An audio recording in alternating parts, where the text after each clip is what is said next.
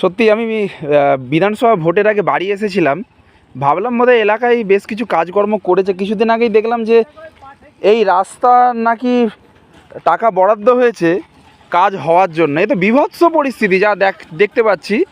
এটা হচ্ছে পশ্চিম মেদিনীপুর জেলার ঘাটাল থানার অন্তর্গত মনোহরপুর 1 নম্বর গ্রাম পঞ্চায়েতের কোপাটিয়া পোল থেকে রত্নেশ্বরবাটি যাওয়ার রাস্তা।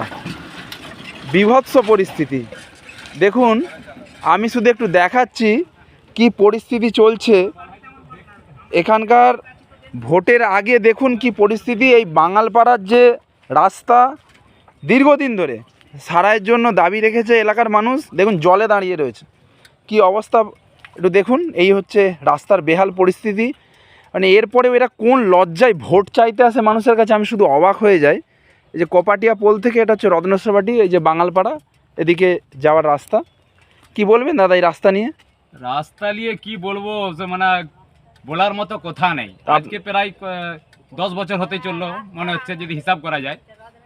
কোনো সারাইয়ের নেই, কোনো কিছু নেই। কতবার আন্দোলন করা হয়েছে, কতবার বলা হয়েছে, কারো কোনো খবর নেই। আপনাদের টোটো চালাতে তো খুবই অসুবিধা হয়।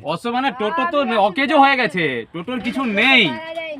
হ্যাঁ, টোটোর কিছু নেই, অকেজো হয়ে গেছে। মানে কি করে মজবুরি, সংসার চালাতে হবে তাই চালাতে হচ্ছে, এই হলো ব্যাপার। বিভৎস বিভৎস বিভৎস পরিস্থিতি।